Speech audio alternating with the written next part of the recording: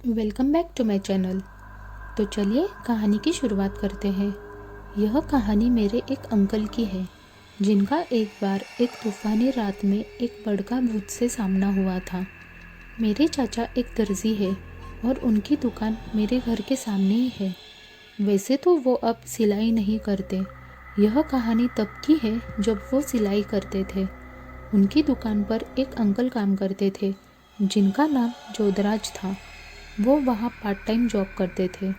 वो अंकल हमारे गांव के नहीं थे, बल्कि वो हमारे ही पास के एक गांव से आते थे, क्योंकि उनका गांव इतना संपन्न नहीं था और वो हमारे पास ही के ज़िले में एक विश्वविद्यालय में पढ़ते थे।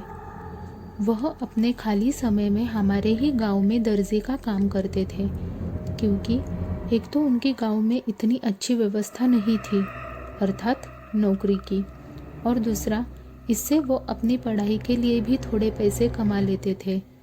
उनको हमारे गांव से अपने गांव जाने में लगभग 45 मिनट का समय लगता था और वो अपने गांव पहुंचने के लिए सड़क से जाते थे।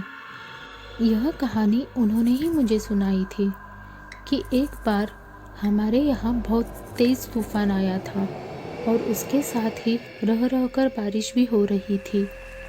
आसमान में बिजली कड़क रही थी। उस दिन तूफान थमने का नाम ही नहीं ले रहा था। अंकल शाम के समय अपने घर जाते थे, पर उस दिन तूफान के कारण उन्होंने सोचा कि थोड़ी देर बाद जब यह शांत हो जाएगा तब अपने घर चला जाऊंगा। पर तूफान नहीं रुका। मेरे चाचा उनसे बोले कि जोधराज, आज यही रुक जाना, तूफान बहुत तेज़ है, आज यही दुकान में सो जा, कल अपने घर चले जाना। पर उन्होंने कहा कि नहीं भाई साहब, मैं चला जाऊंगा, इतना भी तेज़ नहीं है तूफान, और घर पे माँ पिताजी भी परेशान होंगे। चाचा बोले ठीक है, पर रुकना हो तो रुक जाना। पर जोधराज अंकल अपने घर के लिए निकल गए। उनके निकलते ही तूफान और तेज़ हो गया, और बहुत तेज़, पर रुक रुक कर बरसात भी हो रही थी। कहीं दूर जंगल में भेड़ियों की आवाज़ आ रही थी। अंकल एक स्थान पर जाकर रुके।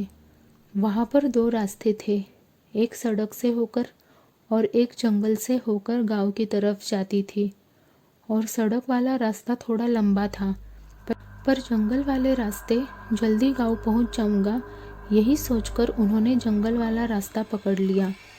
उनके पास एक टॉर्च थी जो कि मरमर के रोशनी दे रही थी, पर आसमान में कड़क रही बिजली के बदौलत ही रास्ता दिखाई दे रहा था। चलते चलते वे ये सोच रहे थे कि आज रास्ता खत्म होने का नाम क्यों नहीं ले रहा है। वो चल ही रहे थे कि तभी उन्हें रास्ते में एक आदमी दिखाई दिया। उन्होंने सोचा कि ज़रूर गांव में ही जा रहा होगा। चलो, सफ़र का साथी तो मिला, पूछता हूँ। इतना सोचकर वे उसके पीछे जाने लगे।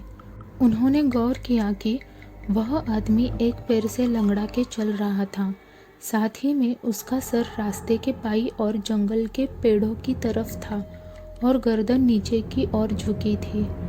उसको एक विचित्र आदमी कहना ज़्यादा अच्छा होगा, क्योंकि उसकी हरकतें किसी भी तरह से सामान्य इंसान से नहीं मिल रही थी। यह सब अंकल ने उसके व्यवहार में पाया। अंकल उसके पीछे पीछे चल रहे थे और उसे कड़कती बिजली के माध्यम से ही समझ पा रहे थे।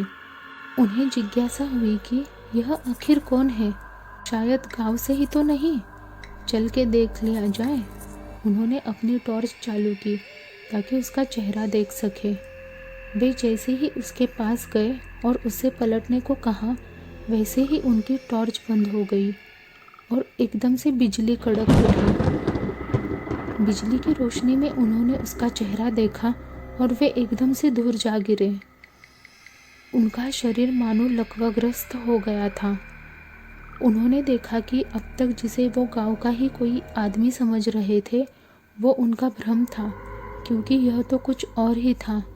उसकी आंखों की जगह दो बड़े बड़े छेद, मानो जैसे किसी ने दोनों आंखों को निकाल के बड़ा सा छेद कर दिया हो। उसका जबड़ा अपनी जगह से अलग होके एक तरफ लटक रहा था। उसमें से दांत साफ दिखाई दे रहे थे, पर दांत भी ऐसे कि काट ले तो सारा शरीर का मांस एक पल में निकाल दे। ये तो एक पड़का है, पर यह सब तो बकवासें होती है। धीरे धीरे वह उनकी तरफ बढ़ रहा था।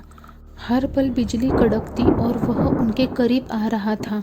अंकल का हाल खराब था और उनकी जीप हल्क में अटक गई। वह एकदम जोर से आगे बढ़ता है और अंकल के बिल्कुल पास से आके गायब हो जाता है।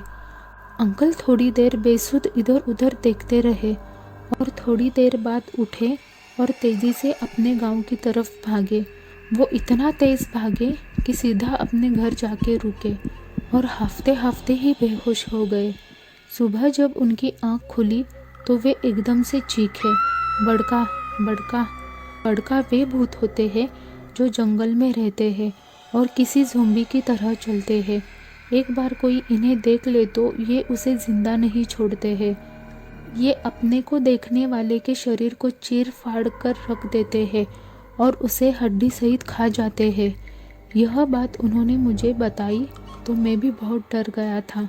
उसके बाद उन्होंने कभी भी उस जंगल का रास्ता नहीं चुना और अब वह उस गांव में भी नहीं रहते हैं क्योंकि उनकी एक अच्छी नौकरी लग गई है। उन दिनों जोधराज अंकल कैसे जिंदा बचे ये तो वो भी नहीं जानते, पर शायद उन्हें उनके कुल देवता ने ही बचाया है क्योंकि वे हमेशा ही अपने पास उनकी माला रखते थे। ऐसी ही और कहानी के लिए लाइक, शेयर एंड सब्सक्राइब ज़रूर करें। धन्यवाद।